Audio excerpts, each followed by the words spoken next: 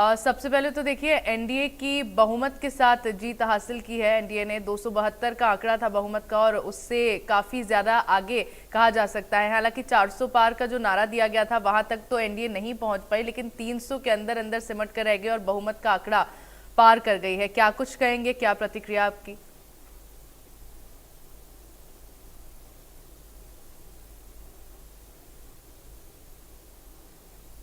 देना होता है सब वर्कर को, जनता के सामने भी एक टारगेट रखना होता है। वो टारगेट हमने रखा है, माननीय प्रधानमंत्री जी ने वो टारगेट रखा है, हमने उसके लिए प्रयास किए। जी लेकिन तीसरी बार सरकार का बढ़ना अपने आप में बहुत महत्वपूर्ण है।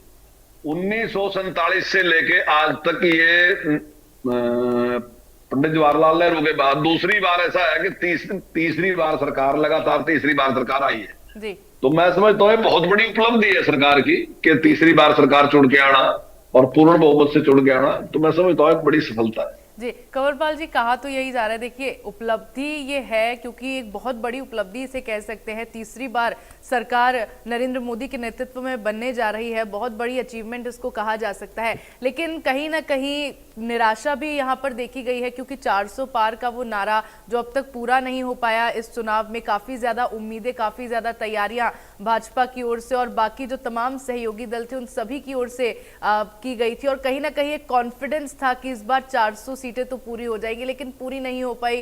क्या कारण रहे, क्या उसके पीछे के कारण, क्या उसको खोज पाने की कोई कोशिश की गई? हाँ, नहीं नहीं, उस पे भी सारे पे मंथन होगा कि मतलब कारण क्या रहे, निश्चित तौर से उस पर मंथन करेंगे। लेकिन मैं मानता हूं कि ये बहुत बड़ी उपलब्धि है तीसरी बार सरकार बनना, कोई कम नहीं, छोटी बात नहीं है ये। जी अक्सर लोग दूसरी बार ही मुश्किल से सरकार बनाते हैं, लेकिन हमने तीसरी बार भी सरकार बनाई और लोगों के बीच में इतना विश्वास हमने कायम किया कि तीसरी बार उन्होंने हमें चुना। तो मैं समझता हूँ नरेंद्र मोदी जी की बहुत बड़ी सफलता। जी हरियाणा की अगर बात कर ली जाए कंवरपाल जी, तो जहां पहले 10 की 10 सीटें बीजेपी के खेमे में थी, अब 5 सीटों पर बीजेपी को जीत हासिल हुई और बाकी की 5 सीटें कांग्रेस के खेमे में चली गई। 10 सीटों का अभी भी टारगेट रखा गया था, 11 कमल खिलाने की बात की गई थी, लेकिन 11 में से 6 ही कमल खिल पाए यहाँ भी। नहीं देखिए, ये तो वही मैंने बात कही ना जी, टारगेट तो बड़ा ही देना होगा जी कार्यकर्ता को कि जी हमें 10 की 10 जीतनी, क्योंकि हमने 10 पहले जीत रखी थी, 10 सीट की बात करते हैं। लेकिन मैं समझता हूँ यहाँ भी तीसरी बार हमने जिस प्रकार से 5-5 पे आए, 5 कांग्रेस ने जीती और 5 ही भारतीय जनता पार्टी ने जीती, जी तो ये बहुत बड़ी सफलता है भारतीय जनता पार्टी की। जी इसमें कोई दो राय नहीं। जी लेकिन लेकिन कहा हमने तो ये भी जा रहा है कहीं ना कहीं जिस तरह से 300 के नीचे एनडीए सिमट गई है और 5 सीटें हरियाणा में बीजेपी के खेमे में गई है, विपक्ष का जो कॉन्फिडेंस है उससे बढ़ गया है। क्योंकि देखिए विपक्षी तो अभी से खुशी इस बात की मना रहे हैं कि 400 पार तो किया ही नहीं है एनडीए ने और 300 के नीचे वो सिमट कर रह गए। भले ही उनको 234 सीटें मिली है, कांग्रेस ने 99 से 100 सीटें हासिल की हो, फिर भी खुशी एक वहां पर मनाई इस बात की जा रही है कि 400 का आंकड़ा एनडीए पार नहीं कर पाई। कॉन्फिडेंस नहीं आया उनमें। नहीं, ये जरूरी नहीं जो टारगेट रखा जाए उसको ही, लेकिन सरकार बनाई तो ये बहुत बड़ी सफलता है, इसमें कोई दो राय नहीं। ये बहुत बड़ी सफलता है माननीय प्रधानमंत्री जी की कि उनके नेतृत्व में दोबारा फिर सरकार बनाई, और कार्यकर्ताओं को भी इसके लिए बहुत बधाई है। जनता के साथ संपर्क किया और जनता को जोड़ के यहाँ तक लेके आए, तो ये भी बहुत बड़ी सफलता है। ये ठीक है, मैं इस बात से सहमत हूँ कि जो टारगेट दिया 400 वो नहीं प्राप्त कर सके, लेकिन सरकार बनाई, ये कोई कम बड़ी उपलब्धि नहीं है। जी अब आगे की क्या तैयारी है? क्योंकि देखिए जो इम्पोर्टेंट सीट्स थी, करनाल की हॉट सीट थी, मनोहर लाल और मुख्यमंत्री की जोड़ी ने वहां पर कमाल कर दिया, दोनों ने ही वहां पर कमल खिला दिया।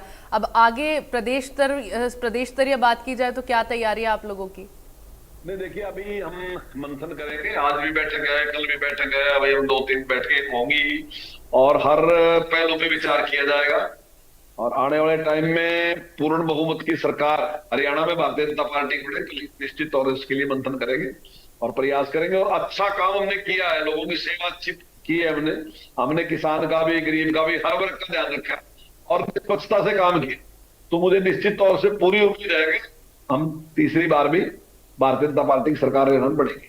जी आज कैबिनेट की बैठक भी दिल्ली में है अगर दिल्ली की राजनीति के लिहाज से देखा जाए तो क्या कुछ मंथन आज की बैठक में किया जाएगा, और साथ ही विपक्ष ने भी बैठक बुलाई, और सबसे महत्वपूर्ण बात यह है कि अभी भी देखिए बहुमत को विपक्ष की ओर से अपने खेमे में किए जाने की पूरी कोशिश की जा रही है, क्योंकि कल जब रिजल्ट्स अनाउंस नहीं हुए थे उससे पहले ही खबर आ गई थी कि नीतीश कुमार को इंडी गठबंधन की ओर से डिप्टी पीएम का पद ऑफर कर दिया गया है। साथ ही चंद्रबाबू नायडू को भी अपने खेमे में खींचने की पूरी कोशिश की जा रही है।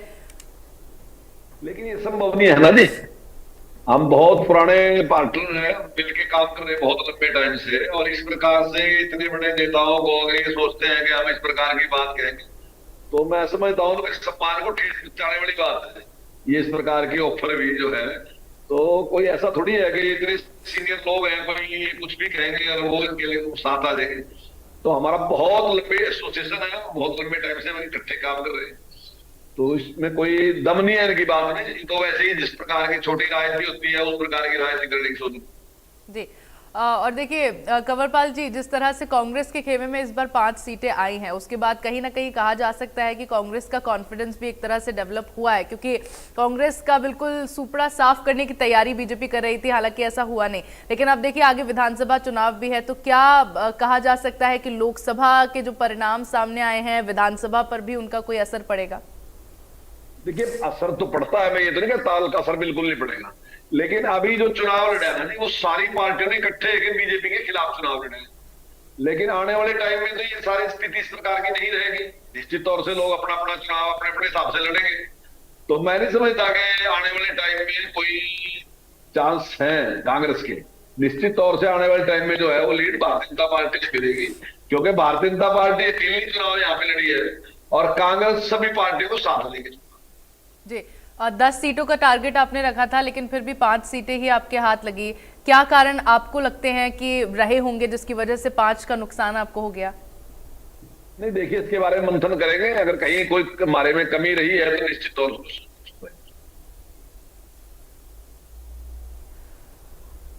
अभी देखिए फिलहाल भाजपा की सरकार, क्योंकि देखिए कंवरपाल जी भाजपा की सरकार अभी बनी हुई है हरियाणा के अंदर, तो उस लिहाज से अगर देखा जाए बहुत ज्यादा प्रभाव भाजपा का रहना चाहिए था वहां पर, लेकिन लोगों के बीच नहीं रहा। आप कह रहे हैं कि मंथन करेंगे, क्या मंथन करने के बाद लग रहा है कि विधानसभा चुनाव में इससे अच्छा प्रदर्शन आप कर सकते हैं?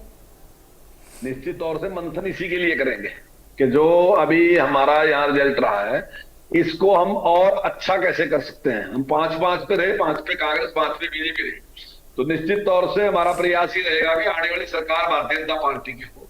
और जिस प्रकार से अच्छे काम हमने किए, हमने कोई पक्षपात नहीं किया। हरियाणा में को मैं पूरी ईमानदारी के साथ इंप्लीमेंट किया।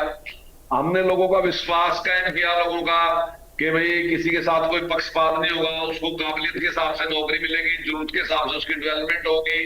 किसान की जिस प्रकार से हमने हर जगह मदद की, तो वो सारी चीजें जो हमने की तो निश्चित तौर से उसका भी लाभ मिलेगा। और अगर कहीं कुछ कोई हमारे से भी खामी रही है तो उसको भी दुरुस्त करेंगे। हम सारे ऊपर मंथन उसी के लिए करेंगे। चलिए ठीक है कंवरपाल जी, बहुत बहुत शुक्रिया, आपका कीमती वक्त आपने इंडिया न्यूज हरियाणा को दिया हमारे साथ जुड़ने के लिए, हमारे साथ बातचीत करने के लिए। तो कैबिनेट मंत्री कंवरपाल गुर्जर को आप सुन रहे थे, जो कहीं ना कहीं अभी भी विधानसभा चुनावों में जीत को लेकर पूरी तरह से आश्वस्त नजर आ रहे हैं, और जो 5 सीटों का नुकसान हरियाणा में उनको हुआ है, बीजेपी को हुआ है, उसको लेकर मंथन किए जाने की बात भी उनकी ओर से कही गई है।